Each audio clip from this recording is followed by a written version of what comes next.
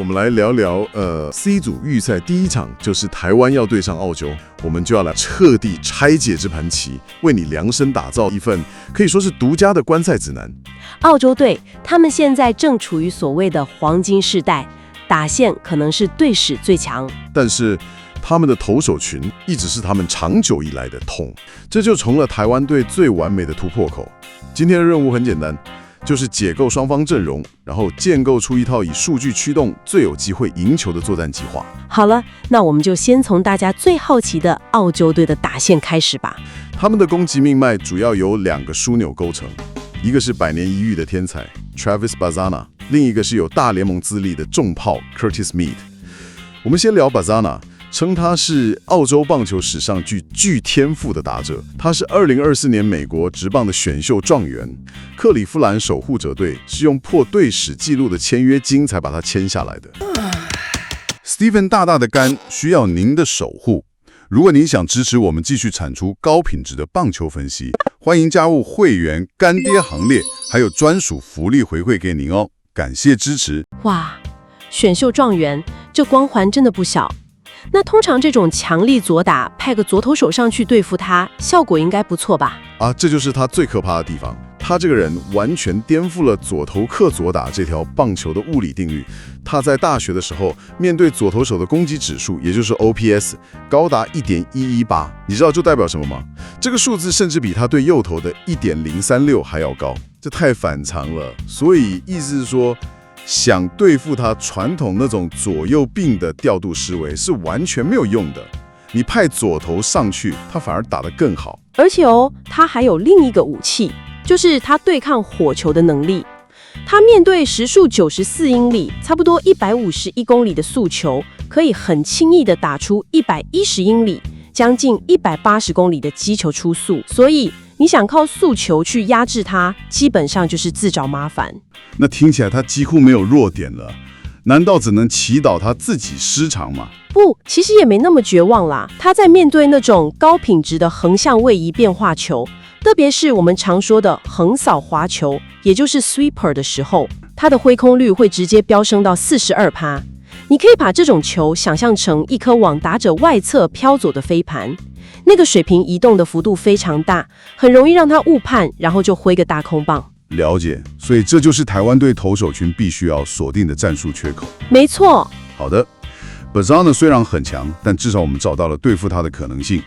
不过说实话，我更担心的反而是另外一位核心 Curtis Mead。 这种有大联盟经验的老将，在短期赛事里最可怕了，感觉他随时会给你一记致命一击。但如果我们把这件事放到更大的脉络来看，近期的数据轨迹其实指向了一个完全不同的故事，它其实正处于一个很明显的衰退期。我们来看一个关键数据 WRC+， 简单来说，联盟打者的平均表现就是100分。你可以把这想成一次考试，全班平均100分。好，那 Mead 在2025年球季的 WRC+ 只有76，这对一个中心打者来讲是一个非常非常危险的警讯。这等于是说，澳洲队的中心打线里有一个棒次的火力是熄火的，这对他们整体的得分能力会是个巨大的拖累。他极度不擅长应付右投手的强力速球，他在面对右投手的时候，攻击指数只有.620，而且当球速超过95英里，大概153公里以上的时候，他的击球仰角跟击球出速是全面崩盘。这不是状态好不好的问题，这是一个可以被高度针对的技术断层。对了，补充一点，他的三垒防守也有隐忧，臂力不够，范围跟稳定度都在大联盟平均之下，所以可以考虑用突袭短打之类的战术来给他制造压力。没错。那除了他们之外呢？打线的其他部分大多是经验丰富的澳洲职棒，就是 ABL 的老将，像是 Riskin Wingrove、Tim Kennelly 这些球员。他们虽然没有大联盟光环，但就像你说的，国际赛这种高张力的比赛，你千万不能小看这些老将的抗压性跟战术执行力。他们可能不会打全垒打，但很可能会在关键时刻跟你磨一个保送，或是打出有效的推进打。攻击火力看起来有亮点，但也有隐忧。那投手战力呢？这个就是真正有趣的地方了。我记得2023年经典赛，澳洲虽然打进8强，但团队防御率高达4.93。喜欢这支影片吗？请记得按赞、订阅、加分享哦！还有别忘了开启小铃铛，才不会漏接任何精彩的分析哦。牛棚面对亚洲球队那种细腻的打法，好像常常会出状况。他们的投手特质非常鲜明，整体球速大多落在88到92英里，大概就是141到148公里这个区间。所以他们的生存之道就是极度依赖控球、速差，还有团队的防守。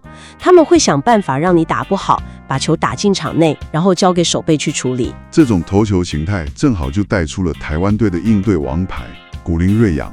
古林睿煬现在是日职北海道日本火腿斗士队的王牌。如果你只看他2025年在日职的表面防御率3.62，你可能会觉得不错，但好像没有到顶尖。对啊，3.62这个数字在日职算得上是优质先发，但好像还没到那种统治级的感觉。真正让人惊艳的是它的底层数据。我们来看一个叫 xFIP， 也就是预期防御率的数据。你可以把它想象成是投手的真实功力指数。他把队友守备好不好、运气差不差这些杂讯都过滤掉，只看投手自己能控制的东西。古林的表面防御率是3.62，但他的 xFIP 低到只有1.93。等等，1.93，这差距也太大了。这等于是说，他其实是被自己的队友或运气扯了后腿，他本人比看起来的要强得多，强非常多。这个1.93是联盟顶尖王牌的水准，而且他的三振率高达27.9%，这证明他的投球内容本身是足以压制任何层级的打者。他的武器库里正好就有2样东西是澳洲队最怕的。是什么？第一是他那颗极品的4缝线速球，均速稳定在95英里以上，挥空率高达24.6%。这对长期习惯 ABL 那种88到92英里球速的打者来说，体感上会快得非常多。第二，也是最关键的，是他在2025年去火腿队之后，成功增加了深卡球与高品质的滑球，也就是我们前面提到的 sweeper。等一下，这就对上了，他的速球正好是 Curtis Matt 的罩门，没错。然后他新练的滑球又正好是 Travis Bazzana 的弱点。台湾队近年的投手养成正好就补上了克制这类型打者的武器。好了，战场上的兵器都摊开来了，比赛当天，如果你是总教练，你会怎么布局才能拿下这场关键的胜利？好，我们的制胜蓝图是这样走的。第一步，先发投手古林睿煬是必然的选择，因为他的投球形态完美契合了压制澳洲2大核心的条件。我们先看对决 Curtis Mead， 这几乎是一场数据上的绝对优势。古林是右投手，拥有95英里以上的极品速球，这完全命中了 Mead 最大的打击弱点。所以策略很简单，非常简单，用高角度的速球去攻击他，让他去追打他最不擅长的球路，迫使他打出无效的冲天炮飞球，或是直接三振他。